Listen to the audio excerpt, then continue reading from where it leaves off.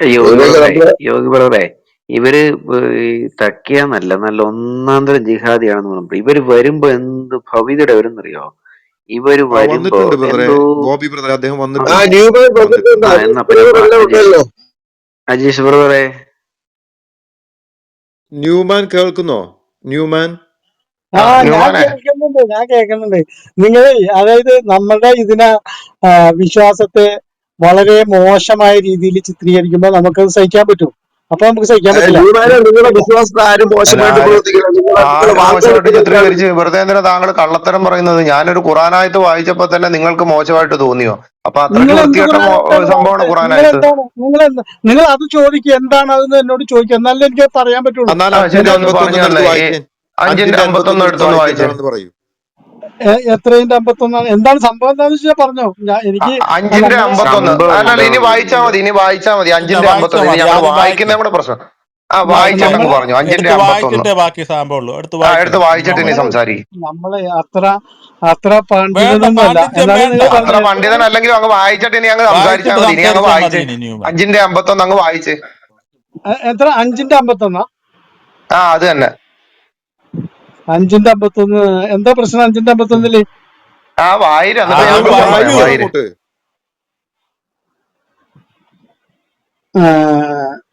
നബിയെ, നിനക്കും ഞാൻ യഥാർത്ഥ പ്രകാരം വേദഗ്രന്ഥം അവതരിപ്പിച്ചു തന്നിരിക്കുന്നു. അതിന്റെ മുമ്പിലുള്ള വേദഗ്രന്ഥത്തെ ശരിവെച്ച് 5-ന്റെ 51 അതല്ലല്ലോ. സത്യപ്പെടുത്തി. 5-51 ഇതിനകത്ത് കാണുന്നതാണ്. ഏതാ ഞാൻ ഏത് പരിഭാഷയാ വ്യത്യാസമുണ്ടാ? വായിക്കുന്നത്? ഏഹ് ഏത് പരിഭാഷയാ വായിക്കുന്നത്? പരിഭാഷ അമാനിയും വരും, അമാനി. ആ മാനുമൗലവി. ആ അന്നേരപ്പോ ശാലം വ്യത്യാസമുണ്ട്. എനിക്ക് ഒരു മിനിറ്റ്, ഞാൻ പറഞ്ഞുതരാം. അതാരിപ്പോ അത് എത്രാമത്തിലേക്ക് മാറണം എന്നുള്ളത് ഞാൻ പറഞ്ഞുതരാം. ഒരു അതിപ്പോ മിനിറ്റ്, അങ്ങനെ ഞാനൊന്ന് പറയണ എടുത്തോട്ടെ. എന്തിനാ നിങ്ങള്?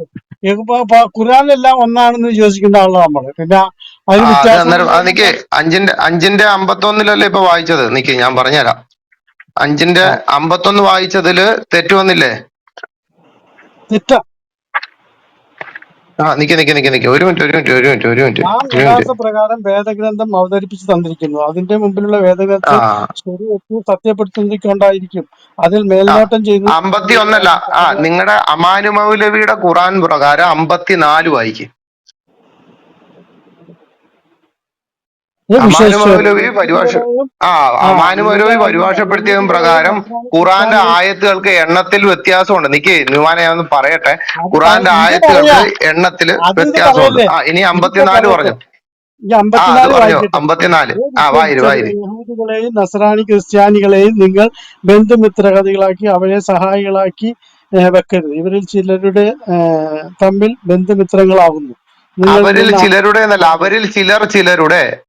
അങ്ങനെ എന്തെങ്കിലും വായിക്കും. ആവട്ടെ, അവരോട് എന്തെങ്കിലും അങ്ങനെ ആയാൽ മതി. ഖുറാൻ അപ്പൊ എന്തെങ്കിലും ആണ് എന്തെങ്കിലും. എഴുതി വെച്ചിരിക്കുന്നത്. അപ്പൊ ഖുറാൻ ആയത്തിന്റെ നിശ്ചയമായും അകത്ത് എന്തെങ്കിലും അവർ വായിച്ചാൽ മതി. ഉള്ളത് വായിക്കുന്നത് വിശ്വസിക്കുന്നവരായിരിക്കും. അമാനുമൗലവി വ്യക്തമായിട്ട് എഴുതി അതല്ല, വെച്ചിരിക്കില്ല. എന്റെ കയ്യിൽ അതൊക്കെ തഫ്സീർ ഓക്കെ. അടക്കം ഇരിപ്പുണ്ട്, നിങ്ങൾക്ക് വായിച്ചു. എന്താ പ്രശ്നം എന്ന് ആ പറയാം. വായിര്. അത് അതിനകത്ത് എന്താ വായിര്. ആ പ്രശ്നം? ഖുറാനായത്ത് മൊത്തം അങ്ങ് വായിച്ചോ. ഖുറാനായത്ത് മൊത്തം വായിക്കാം, എന്നിട്ട് ഞാൻ പ്രശ്നം പറഞ്ഞുതരാം. അതല്ലേ അതിന് ഉറ്റമിത്രങ്ങളാക്കരുത് എന്നുള്ളത് പറഞ്ഞാലാണോ നിങ്ങൾക്ക് വിഷമം? ബാക്കി കൂടെ അതാണോ? വായിക്കുന്നേ. അല്ല, ഖുറാനെ ഇല്ല, പറ്റി അറിയത്തില്ലേ? ഖുറാൻ ഒരു ആയത്തും പകുതിക്ക് വെച്ച് വായിച്ച് നിർത്തരുതെന്ന് ഖുറാൻ അല്ല, ഞാനത് നിദാനശാസ്ത്രമാണ്. വായിച്ചു കഴിഞ്ഞു. ഒരു ആയത്ത് വായിച്ചാൽ ഇല്ല ഞാനത് മുഴുവനും വായിച്ചില്ല. അത് പറഞ്ഞു. അവരിൽ 51 മുഴുവൻ ചിലരുടെ വായിച്ചു വരെ തീർന്നു. എത്തിയപ്പോഴത്തേന് ഞാൻ കയറി ഇടപെട്ടു. വായിക്കുന്നേ, അത് എന്റെ ഫുള്ള് സുഹൃത്തെ, വായിക്കുന്നേ. ഞാൻ 51 മുഴുവൻ 54 അല്ലേ, 54 മുഴുവൻ വായിച്ചു. ഇല്ലെന്നേ, അവരോട് അവരോട് വായിച്ചിട്ടില്ലാന്നേ. മൈത്രി ഞങ്ങൾ സ്ഥാപിക്കുന്ന പക്ഷം മുഴുവനും നിശ്ചയമായും കേട്ടിട്ടില്ലാന്നേ. അവരിൽ പെട്ടവനായിരിക്കും. നിശ്ചയമായും അള്ളാഹു അക്രമികളായ ജനങ്ങളെ സന്മാർഗത്തിലാക്കുകയില്ല. ആ അക്രമികളായ ജനങ്ങൾ ഈ സന്മാർഗത്തിലാക്കുകയില്ല. അതാണ് ശരി, ഈ അവസാനം. വിശ്വസിച്ചവരെന്ന് വിളിക്കുന്നത് ആരെയാ? വിശ്വസിച്ചവരെന്ന് പറയുന്നത് മുസ്ലിങ്ങളാ. അതെന്താണ്? ഇസ്ലാം ശരി. സ്വീകരിച്ചോളാം, അപ്പൊ വിശ്വാസികളാ. ഈ മുസ്ലിങ്ങളോട് പറയുന്നത് എന്താണ്? വിശ്വസിച്ച മുസ്ലിങ്ങളോട് എന്താ പറയുന്നത്? എന്താണ് നിങ്ങളുടെ പ്രശ്നം? പറയൂ. നിങ്ങൾ എന്തെങ്കിലും ആവട്ടെ, അത് തന്നെ, നിങ്ങളുടെ വിശ്വസിച്ച പ്രശ്നം പറയൂ. മുസ്ലിങ്ങളോട് എന്താണ് പറയുന്നത്? അതാണ് എന്റെ പ്രശ്നം. വിശ്വസിച്ച മുസ്ലിങ്ങളോട് എന്താണ് പറയുന്നത്? മുസ്ലിങ്ങളോട് പലതും പറഞ്ഞിട്ടില്ലേ? പല കാര്യങ്ങളും, പല സംഭവങ്ങളും മുസ്ലിങ്ങളോടായിട്ട് ഇയാള് പറഞ്ഞിട്ടുണ്ട്. അത് തർക്കുത്തരാണല്ലോ ഈ പറയുന്നത്. വിശ്വാസികളോടാണ് പറയണം. നിങ്ങളുടെ പ്രശ്നം പറയൂ. നിങ്ങളുടെ പ്രശ്നം പറഞ്ഞാലേ എനിക്ക് അതിനെ അഡ്രസ് ചെയ്യാൻ പറ്റൂ. അല്ല, വിശ്വസിച്ച മുസ്ലിങ്ങളോട് എന്താ നിങ്ങളുടെ എന്താണ് അവിടെ പ്രശ്നം? പറഞ്ഞിരിക്കുന്നതെന്ന് എഴുതി വെച്ചിട്ടുണ്ടല്ലോ, അതങ്ങ് വായിച്ചാ പോരെ? അതെന്തിനാ? എന്താണ് നിങ്ങൾ അതിനകത്ത് കാണുന്ന പ്രശ്നം? ആ യഹൂദനെയും ക്രിസ്ത്യാനികളെയും ഉറ്റമിത്രങ്ങളായി സ്വീകരിക്കരുതെന്ന് പറഞ്ഞിട്ട് താങ്കൾ വന്നിട്ട് നമുക്ക് സൗഹാർദ്ദത്തിൽ പോണോന്ന് പറഞ്ഞാൽ അങ്ങനെ ശരിയാവും? ഉറ്റമിത്രങ്ങളാക്കരുതെന്ന് പറഞ്ഞ അതിന്റെ ഉദ്ദേശം എന്താണ്? നിങ്ങൾ എന്താണ് മനസ്സിലാക്കുന്നത്? നിങ്ങളത് ഒരു പറഞ്ഞു. മനുഷ്യൻ ഭൂമിയിൽ ജീവിക്കുന്നുണ്ട്. പറയണതിന് അനുവദിക്കെങ്കിൽ പറയാം. പറഞ്ഞു ഞാൻ ഇത് ചെയ്യാം. പറഞ്ഞു വിട്ടു. അതായത് ഒരു മനുഷ്യൻ ഭൂമിയിൽ ജീവിച്ച് മരിക്കുമ്പോ അവൻ ജീവിക്കുന്നത് അവൻ ഏറ്റവും വലുതായിട്ട് ഞങ്ങളൊക്കെ മനസ്സിലാക്കിയത് അങ്ങനെയാണ്. അവന്റെ വിശ്വാസമാണ് ഏറ്റവും വലുത്. ആ വിശ്വാസി എന്ന് പറഞ്ഞു കഴിഞ്ഞാൽ എന്താണ്? ഒരു വിശ്വാസി മറ്റൊരു വിശ്വാസിയുടെ ശരീരമാണ്. അവന്റെ ഇതിന് എന്തെങ്കിലും സംഭവിച്ചു കഴിഞ്ഞാൽ മറ്റു വിശ്വാസികൾക്കും വേദന ഉണ്ടാവണം. എന്നാലും അവൻ പൂർണ്ണ വിശ്വാസിയാവുള്ളൂ. അതാണ് ഈ ഉറ്റമിത്രം എന്ന് ഉദ്ദേശിക്കുന്നത്. അങ്ങനെ മറ്റൊരു വിശ്വാസിക്ക് അങ്ങനെ ആവാൻ പറ്റുമോ? ഇസ്ലാം വിശ്വസിക്കാത്ത ഒരാൾക്ക് അങ്ങനെ ആവാൻ പറ്റുമോ? പറ്റില്ല. അതുകൊണ്ടാണ് നിങ്ങൾ അങ്ങനെ അവരോട് സമീപിക്കരുതെന്ന അത്രേ പറഞ്ഞിട്ടുള്ളൂ. ഈ നബി മരണ സമയത്ത് ജൂതന്റെ കയ്യിലാണ് അതിന് പടയെങ്കിൽ പണയം വെച്ച് ഇത് ചെയ്ത്. അതുപോലെ തന്നെ ഒരു ജൂതന്റെ ഇത് ശവശരീരം പോണ സമയത്ത് എഴുന്നേറ്റ് നിന്ന ഇതൊക്കെ നിങ്ങൾക്കറിയാം. ഞാനൊന്നും പറയേണ്ട കാര്യങ്ങളല്ല. നിങ്ങൾക്ക് ആ കാര്യങ്ങൾ ജൂതന്റെ ശവശരീരം കണ്ട് എഴുന്നേറ്റ് നിന്നത് ജൂതന്റെ ശവം കണ്ടുകൊണ്ടുള്ള ബഹുമാനമല്ല. അതിന്റെ പുറകിന് മരണത്തിന്റെ മലക്ക് വരുന്നുണ്ട്. അവനെ കണ്ട് എഴുന്നേറ്റ് നിന്നതാ. അത് ഈ വായിച്ചു കേൾപ്പിക്കണോ? അതൊക്കെ കൈ വെച്ചാൽ മതി കേട്ടോ. അല്ലല്ല, വേറൊരു കാര്യം, നിങ്ങളിപ്പോ അമാനു മൗലവി അമാനു മൗലവിയുടെ അടുത്ത് വായിച്ചല്ലോ.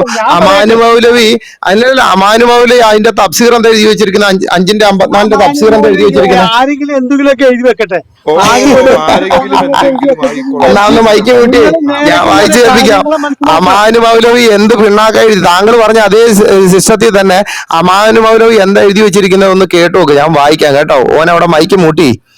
ഈ 5:54 അമാനു മൗലവി കൊടുത്തിരിക്കുകയാണ്. ഹേ വിശ്വസിച്ചവരെ, നിങ്ങൾ ആക്കരുത്, സ്വീകരിക്കരുത് യഹൂദികളെയും നസ്രാനി ക്രിസ്ത്യാനികളെയും മിത്രങ്ങൾ, ബന്ധുക്കൾ, ഉടയവർ, സഹായികൾ, കൈകാര്യക്കാർ. അവരിൽ ചിലർ മിത്രങ്ങളാക്കുന്നു, ബന്ധുക്കളാക്കുന്നു.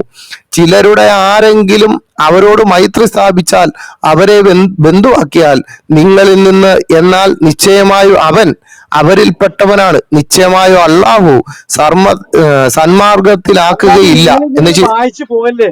നിങ്ങൾ അതിന്റെ കാമ്പ് എന്താണെന്ന് പറ. അതിന്റെ കാമ്പാണ് ഈ പറഞ്ഞുകൊണ്ട് വരുന്നത്. കാമ്പാണ് പറഞ്ഞു വരുന്നത്.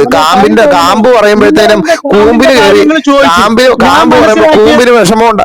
നിങ്ങൾ വിഷമിച്ചിട്ട് കാര്യം. നിങ്ങൾ തന്നെയല്ലേ അമാനു മൗലവിയുടെ ഖുറാനായത്തെടുത്ത് വായിച്ചത്, പുള്ളിയുടെ പരിഭാഷ. ഞാൻ അതിന്റെ തഫ്സീർ അടക്കം വായിക്കുന്നത്. അമാനു മൗലവിയുടെ 8 വോളിയം തഫ്സീർ അടക്കം എന്റെ കയ്യിൽ ഇരിക്കുകയാണ്. മോൻ അവിടെ ഇരിക്കേ, കുഞ്ഞ് അവിടെ ഇരിക്കേ. കുഞ്ഞ് ബഹളം വെക്കാതെ. ഇത്രയ്ക്ക് ക്ഷമയില്ലാത്തവരാണോ മുസ്ലിങ്ങൾ? കാരുണ്യത്തിന്റെ മതത്തിൽ നിൽക്കുന്നവനല്ലേ? അവിടെ മക്ക് മൂട്ടി. ഞാനൊന്ന് സംസാരിക്കട്ടെ. അല്ല സുഹൃത്തെ, അവിടെ നിൽക്ക്, മൈക്ക് മ്യൂട്ട്. എന്നെ ക്രിസ്ത്യാനിയെ സുഹൃത്തെ എന്ന് വിളിച്ചാൽ പോലും ഇജ് ഇസ്ലാമിന് പുറത്താണ് സുഹൃത്തെ. അവിടെ മൈക്ക് മുട്ടിയായി. എന്തിനാണ് ഇങ്ങനെ കഷ്ടപ്പെടുന്നത്? അവിടെ മൈക്ക് മുട്ടിയായി. എന്റെ കുഞ്ഞവിടെ മൈക്ക് മുട്ടിയായിരിക്കും. കുഞ്ഞെ, ഞാൻ മറുപടി തരട്ടെ. കുഞ്ഞെ, 8 വോളിയമുള്ള അമാനു മൗലവി എന്താ? അമാനു മൗലവി അപ്പൊ ആരെങ്കിലും എന്തെങ്കിലും എവിടെയെങ്കിലും എഴുതി വെച്ചാ ഒരു ഖുറാനായിട്ട് പുള്ളിക്ക് അമാനു മൗലവി എന്ന് പറയുന്ന ഏതൊരുത്തൻ എഴുതിയതിനടുത്ത് വായിക്കാൻ പറ്റി. ഏതൊരുത്തൻ എവിടെയോ എഴുതി വെച്ച ഖുറാനായത് 5:54 എന്ന് പറഞ്ഞപ്പോ ചാടി വീണ് വായിച്ച്. ഏതോ ഒരുത്തൻ എഴുതി വെച്ചവന് ഉടനെ എടുത്ത. ഏതൊരുത്തനാണല്ലോ അമാനു മൗലവി. അവൻ എഴുതി വെച്ച എടുത്ത് അങ്ങ് വായിച്ച്. ഏതോ ഒരുത്തൻ അമാനു മൗലവി എന്ന് പറയുന്നവൻ ഏതോ ഒരുത്തനാണ്. അവൻ എഴുതിയത് എടുത്ത് വായിച്ചു. എന്നിട്ട് ഞാൻ പറയുന്നത് ഇത്രേ ഉള്ളൂ, ഈ ക്രിസ്ത്യാനികളെ യഹൂദന്മാരെ ഉറ്റമിത്രങ്ങളായി സ്വീകരിക്കരുതെന്ന് ഖുറാന്റെ അകത്ത് ഇങ്ങനെ എഴുതി വെച്ചിരിക്കെ ഇവിടെ വന്നിട്ട് ഒരാൾ പറയാണ് നമുക്ക് സൗഹൃദപരമായിട്ട് വാക്കുകൊണ്ട് കസർത്ത് ചെയ്തുകൊണ്ട് എന്നാ ഗുണം? ഞാൻ കാര്യമാണ് ചോദിക്കുന്നത്. യഹൂദനെയും ക്രിസ്ത്യാനിയെ ഉറ്റമിത്രങ്ങളായി സ്വീകരിക്കരുതെന്ന് ഖുറാന്റെ അകത്ത് എഴുതി വെച്ചിരിക്കെ താങ്കൾ വന്നിട്ട് ഈ മതസൗഹാർദ്ദം ഉണ്ടാക്കണമെന്ന് പറഞ്ഞാൽ എങ്ങനെ നടപ്പിലാകും എന്റെ മുസ്ലിമേ? യഹൂദനെയും ക്രിസ്ത്യാനിയും ഉറ്റമിത്രങ്ങളാക്കരുതെന്ന് പറഞ്ഞിരിക്കുകയാണ്. എന്റെ ബ്രദറെ, നിങ്ങൾക്ക് എന്നെ ബ്രദറെ എന്ന് വിളിച്ചാൽ നീ ഇസ്ലാമിന് പുറത്താണ് മുസ്ലിമേ.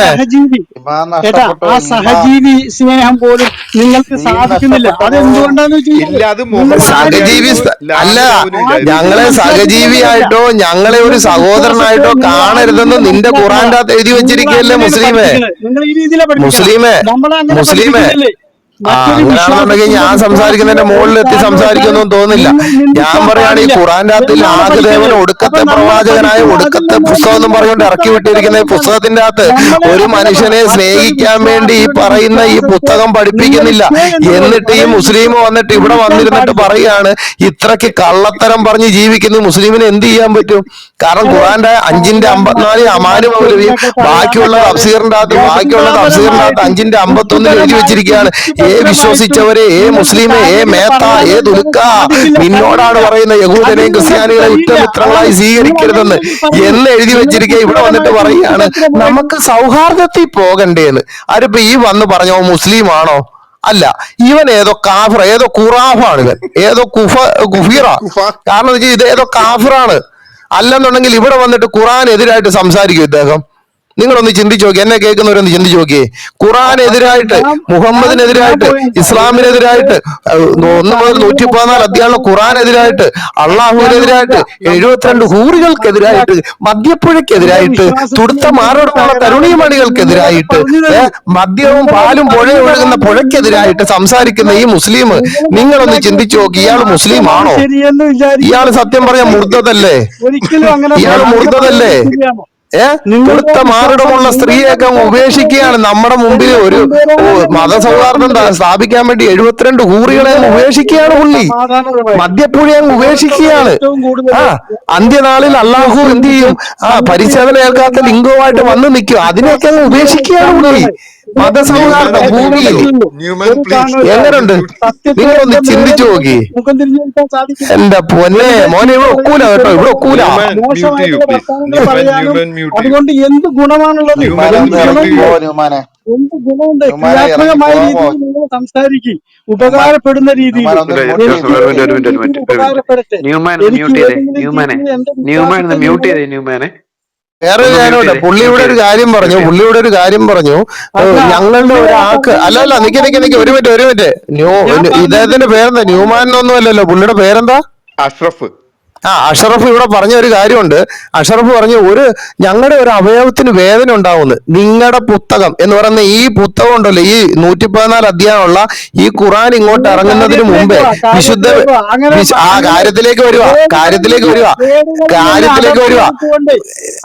ഏടുകളിൽ നിന്ന് അടർത്തിയെടുക്കാൻ ഇതെന്താ വല്ല മാടിക്ക് വല്ലതും കൊണ്ടു വെച്ചിട്ട് പൊന്മാൻ മുട്ടയിട്ട് വെച്ചിരിക്കുന്നതൊക്കെ വെച്ചിരിക്കുകയാണ് സാധനം. ഭയങ്കര ഗ്രഹത്താണ്. അതുകൊണ്ടാണല്ലോ വെള്ളിയാഴ്ച ദിവസം ഷിയയുടെ പള്ളി കയറിയിട്ട് 150 എണ്ണത്തിനെ കൊല്ലും, അപ്പൊ തന്നെ സുന്നിയുടെ പള്ളി കയറി 250 എണ്ണത്തിനെ കൊല്ലും. നിക്ക് ഞാനൊന്ന് പറയട്ടെ, ഞാൻ പുസ്തകം എടുക്കുമ്പോ എന്തിനാണ് പുണ്യെ നിങ്ങൾ ഈ കാഫറെ എന്തിനാണ് മുർദ്ദതായിട്ട് നിൽക്കുന്ന താങ്കൾ ഈ ബഹളം വെക്കുന്നത്? ഇത്രയും പ്രായമായില്ല, ഇന്നല്ലെങ്കിൽ നാളെയോ മുൻകീർണോ നക്കീർണോ കൊടുക്കാനുള്ള ശരീരമല്ലേ അവിടെ ഇരിക്കൂ. ഞാൻ സംസാരിക്കട്ടെ. മുൻകീർണോ നക്കീർണോ ഇന്നല്ലെങ്കിൽ നാളെ എത്താനുള്ള ശരീരമല്ലേ. ഒന്ന് മൗനമായിട്ടിരിക്കൂ, ഒന്ന് സ്വസ്ഥതപ്പെടൂ. ഇല്ലെന്നുണ്ടെങ്കിൽ അന്ത്യകാലം വരെ അഷറഫ് ഒന്ന് മൈക്ക് മ്യൂട്ട് ചെയ്യ്. അഷറഫ് ശ്വാസം മുട്ടലൊക്കെ ഉണ്ടാവും, മറ്റേ സാധനം അടിക്കേണ്ടി വരും. അവിടെ നിക്ക്. ഇല്ല താഴെ വിടല്ല, ഞാൻ പറഞ്ഞുതരാം. ഇദ്ദേഹം വന്നിട്ട് പറഞ്ഞു ഞങ്ങളുടെ ഒരു അവയവത്തിന് വിഷമം വന്നു കഴിഞ്ഞാല് ഒന്ന് മൈക്ക് മ്യൂട്ട് ചെയ്താൽ മനുഷ്യ, ഞാനൊന്ന് സംസാരിക്കട്ടെ. നിങ്ങൾ എന്തിനാ ഇത്രയ്ക്ക് ഭയപ്പെടുന്നത് നിങ്ങളുടെ പുസ്തകത്തെ? ഇദ്ദേഹം വന്നിട്ട് പറയാണ് ഒരവയവത്തിന് അങ്ങോട്ട് ഇത് വന്നു കഴിഞ്ഞാൽ ഞങ്ങൾക്ക് വലിയ ബുദ്ധിമുട്ടാണ്. നിങ്ങളുടെ ഈ ഖുറാൻ ഇറങ്ങുന്നതിന് മുമ്പേ നിങ്ങളുടെ വൃത്തികെട്ട സാധനത്തിന്റെ അകത്തുനിന്ന് പിന്നെ നിങ്ങളെ സംവദിക്കുന്നതിന് മുമ്പ് തന്നെ ഞാൻ പറഞ്ഞു, നിങ്ങൾ എന്നോട് ആ രീതിയിൽ സംസാരിച്ചാൽ എനിക്ക് കേൾക്കാനോ സാധിക്കും. നിങ്ങൾ ഇരുന്നുകൊണ്ട് ഇങ്ങനെ കരയാതെ നിങ്ങളുടെ പുസ്തകത്തിന്റെ അകത്ത് ഇത്രയ്ക്ക് വൃത്തികെട്ട സാധനം എഴുതി വെച്ചതിന് ഞങ്ങൾക്ക് എന്ത് ചെയ്യാൻ പറ്റും? എനിക്ക് എന്തെങ്കിലും കുപ്പക്കുന്നിന്ന് രത്നത്തെ ഉണ്ടാക്കിയെടുക്കാൻ പറ്റത്തില്ല. ഞാൻ പറയുന്നേക്ക് ഒരു മിനിറ്റ് ഞാൻ പറയുന്നത് കേട്ടോണം എല്ലാരും. ഞാൻ പറയുന്നത് കേൾക്കുക. ഈ പാവപ്പെട്ട കിടന്നിട്ട് ചിലക്കും പുള്ളിക്ക് എന്തോ വിഷമമുള്ളതുകൊണ്ടാ. ഇദ്ദേഹം പറഞ്ഞു ഈ ഓരോ അവയവത്തിന് എന്തെങ്കിലും ബുദ്ധിമുട്ട് വന്നാൽ ഞങ്ങളുടെ ഖുറാന്റെ ഇതും പ്രകാരം ഇസ്ലാമിൽ എന്തെങ്കിലും അവയവത്തിന് പ്രശ്നം വന്നു കഴിഞ്ഞാൽ എല്ലാവർക്കും വന്നതിന് തുല്യമാണ്. ഇവന്റെയൊക്കെ ഈ ഖുറാൻ ഇറങ്ങുന്നതിന് മുമ്പ് ഈ തുലുക്കന്റെ ഖുർആൻ ഇറങ്ങുന്നതിന് മുമ്പേ ഈ പുള്ളി ഒന്ന് മയക്കി ആർക്കെങ്കിലും ഒന്ന് മ്യൂട്ട് ചെയ്യാൻ പറ്റുമല്ലോ, മ്യൂട്ട് ചെയ്യാൻ സംസാരിക്കട്ടെ. ഈ ഖുർആൻ ഇറങ്ങുന്നതിനും കാലങ്ങൾക്ക് മുമ്പേ പരിശുദ്ധാത്മാവിനാൽ അപ്പോസ്തലനായ പൗലോസ് എഴുതിയ ഒരു ലേഖനമാണ് കൊരിന്ത് ലേഖനം. 1 കൊരിന്ത് ലേഖനം 12:26 എഴുതി വെച്ചിരിക്കുകയാണ്. അതിനാൽ ഒരവയവം കഷ്ടം അനുഭവിക്കുന്നുവെങ്കിൽ അവയവങ്ങളൊക്കെയും കൂടെ കഷ്ടം അനുഭവിക്കുന്നു. ഒരവയവത്തിന് മാനം വന്നാൽ അവയവങ്ങളൊക്കെയും മാനം വരുന്നു എന്ന് വെച്ച് കഴിഞ്ഞാൽ എന്താണെന്ന് മനസ്സിലായോ നിങ്ങൾക്ക്? എന്ന് വെച്ച് കഴിഞ്ഞാല് ഒരവയവത്തിന് കഷ്ടം വന്നാൽ, എന്റെ ശരീരത്തിലെ ഒരു അവയവത്തിന് കഷ്ടം വന്നു കഴിഞ്ഞാല് എന്റെ സകല അവയവവും എന്ന് വെച്ച് കഴിഞ്ഞാൽ ഭൂമിയിലുള്ള എന്റെ അവയവം എന്ന് പറയുന്നത് അതിന് വേറൊരു വാക്യം കൂടെ ഉണ്ട്. 1 കൊരിന്ത് ലേഖനം 10:17 പറയുന്നുണ്ട്, അപ്പം ഒന്നാകെ കൊണ്ട് പലരായ നാം ഒരു ശരീരമാകുന്നു. കർത്തൃമേശയായിട്ട് ബന്ധപ്പെട്ട് വരുന്നയാ. നാം എല്ലാവരും ഒരേ അപ്പത്തിന്റെ അംശികളാകുന്നുവല്ലോ എന്ന് വളരെ വ്യക്തമായിട്ട് എഴുതി വെച്ചിരിക്കുക. അങ്ങനെയെങ്കിൽ ഇവന്റെയൊക്കെ ഈ ഖുർആൻ ഇറങ്ങുന്നതിന് നാളുകൾക്ക് മുമ്പേ അപ്പോസ്തലനായ പൗലോസ് പരിശുദ്ധാത്മാവിനാൽ ലേഖനം എഴുതിയപ്പോൾ അവിടെ എഴുതി വെച്ചിരിക്കുകയാണ്, നിന്നെക്കാളും മുമ്പേ ഞങ്ങൾക്ക് നിയമമുള്ളവരാ. മനസ്സിലായോ? നിന്നെക്കാളും മുമ്പേ ഞങ്ങൾക്ക് നിയമമുള്ളവരാ. പിന്നെ വേറൊരു കാര്യം കൂടെ ഉണ്ട്. ഒരു ക്രിസ്ത്യാനി തെറ്റ് ചെയ്താൽ, ഞാനോ അബ്രഹാം ബ്രദറോ ബോബിയോ അല്ലെങ്കിൽ സത്യ ബ്രദറോ ആരെങ്കിലും തെറ്റ് ചെയ്ത് കഴിഞ്ഞാൽ അത് മറച്ചു വെക്കാൻ ക്രിസ്ത്യാനിറ്റിയിൽ നിയമമില്ല. മനസ്സിലായോ? അത് മറച്ചു വെക്കാൻ ക്രിസ്ത്യാനിറ്റിയിൽ നിയമമില്ല. ഞാൻ തെറ്റ് ചെയ്തിട്ടുണ്ടെങ്കിൽ അത് തെറ്റാണെന്ന് ബോധ്യപ്പെട്ടാൽ നീ അവിടെ നിൽക്കുക. താഴേക്ക് അവനെ എപ്പോഴും എടുക്കരുത്, അവന് ഭയങ്കര വിഷമം. അവന്റെ ഖുർആൻ ഇനി ഒരു 2 കൂടെ എടുത്തിട്ട് അടിക്കാനുണ്ട്, എന്നിട്ട് ഞാൻ കേട്ടാ, ഞാൻ തന്നെ വിളിച്ച് മോളിൽ കയറ്റിക്കോളാം. അപ്പം ഇതിൻ്റെ അകത്ത് വളരെ വ്യക്തമായിട്ട് പറയുകയാണ് എന്ത്, ഒരു കാരണവശാലും നിങ്ങൾ എന്ത് ചെയ്യരുത്, ഞാനൊരു തെറ്റ് ചെയ്തിട്ടുണ്ടെങ്കിൽ അത് തെറ്റാണെന്ന് ബോധ്യപ്പെട്ടാൽ എന്ത് ചെയ്യണം, ആ തെറ്റാണെന്ന് പറയാൻ പഠിക്കണം. അല്ലാതെ ഇസ്ലാമിൽ മുഹമ്മദ് എന്ന് പറയുന്ന ആ കള്ളപ്രവാചകൻ പഠിപ്പിച്ചിരിക്കുന്നത് പോലെ എന്ത് ചെയ്യരുത്, നിങ്ങൾ മറ്റൊരുത്തന്റെ ന്യൂനതകളെ മറച്ചു വെച്ച് ജീവിക്കണമെന്ന് എവിടെയും ഞങ്ങളെ പഠിപ്പിച്ചിട്ടില്ല. മനസ്സിലായോ? എവിടെയും ഞങ്ങളെ പഠിപ്പിച്ചിട്ടില്ല. അതുകൊണ്ട് ആ വർത്താനവും പറഞ്ഞുകൊണ്ട് ഇങ്ങോട്ട് വരരുതേ. പുള്ളിക്ക് ഒരു 54 വയസ്സെങ്കിലും കാണും. പുള്ളി ശ്വാസം ഇനി വേണേ എടുത്തു അജീഷ. ഇല്ല, പുള്ളി പോയി. പുള്ളി ഇല്ല, പോയി. ഇല്ല, പുള്ളി ഇവിടെ ഉണ്ട്. പുള്ളി വന്നായിരുന്നു, ഞാൻ താഴെ ഇറക്കിയതാ.